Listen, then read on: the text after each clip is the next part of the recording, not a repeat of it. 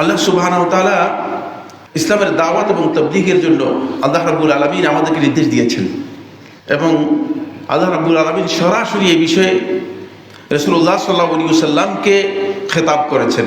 রাসূলুল্লাহ সাল্লাল্লাহু আলাইহি ওয়াসাল্লাম লক্ষ্য করে বলেছেন, সূরা আল মায়েদার 66 নম্বর আয়াতের মধ্যে আল্লাহ সুবহানাহু ওয়া তাআলা বলেন, ইয়া আইয়ুহার রাসূল, হে রাসূল, বাল্লিগ মা উনজিলা ইলাইক, আপনার কাছে যা নাজিল করা হয়েছে মির রাব্বিকা, আপনার রবের পক্ষ থেকে, তা আপনি তাবলীগ করুন, পৌঁছে দিন। সুতরাং তাবলীগ ইসলামের অন্যতম গুরুত্বপূর্ণ একটি মৌলিক পরিভাষা।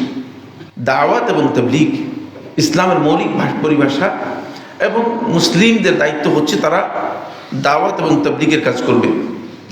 আল্লাহ সুবহানাহু ওয়া তাআলা তার রাসূলকে এই নির্দেশ দেওয়ার পরে আল্লাহ তাআলা বলছেন, ওয়া ইল্লাম তাফআল ফামা বাল্লাগতা রিসালাতাহ, যদি তোমরা এই কাজটি না করো তাহলে ফামা বাল্লাগতা রিসালাতাহু, তাহলে আপনি আল্লাহর পক্ষ থেকে যেই রিসালত, যে পয়গাম আল্লাহ তাআলা আপনাকে দিয়েছেন সেই পয়গাম আপনি পৌঁছাননি।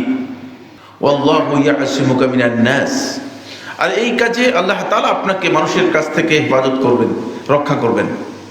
আল্লাহ তাআলা হেফাজতের দায়িত্ব নিয়েছেন।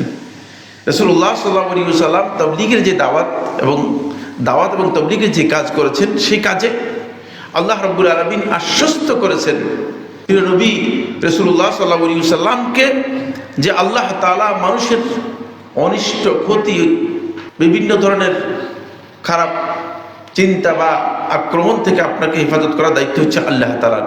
ইন্নাল্লাহা লা ইয়াহদিল কওমাল কাফিরিন, আর যারা কাফির বেঈমান সম্প্রদায় যারা আছে তাদেরকে আল্লাহ তাআলা হিদায়াত দিবেন না।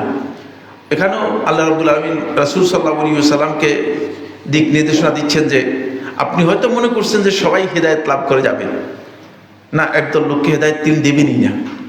সুতরাং আপনার এই তাবলীগ এবং দাওয়াতের কাজের মধ্যে অস্থির হওয়ার কোনো কারণ নেই যে এই দাওয়াত এবং তাবলীগের কাজে আপনি অস্থির হয়ে মনে করবেন যে সব লোক কেন হেদায়েত লাভ করতেছে না। কোরআনে কারীমের আয়াতের মধ্যে আল্লাহ সুবহানাহু ওয়া তাআলা তার রাসূলকে নির্দেশ দিয়েছেন, তার রাসূলের মাধ্যমে এটি গোটা উম্মতের দায়িত্ব। দ্বীনের তাবলীগ এবং দাওয়াতের কাজ করার গোটা উম্মতের দায়িত্ব।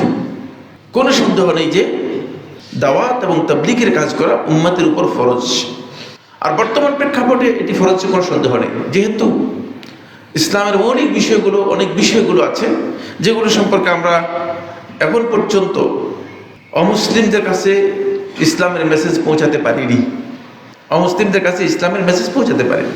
ফলে অমুসলিমদের কাছে ইসলামের যে রিসালাতের দাওয়াত, রিসালাতের যে বার্তা আছে সেই বার্তা পৌঁছানো, এটি আমাদের সকলের উপর একটা ফরজ দায়িত্ব। এই দায়িত্ব আমরা আসলে কেউ পালন করি না। আল্লাহ তাআলার রিসালাতের এই দায়িত্বটুকু অমুসলিমদের কাছে পৌঁছানোর যে কাজ, এটাই হচ্ছে মূলত প্রকৃত তাবলীগ।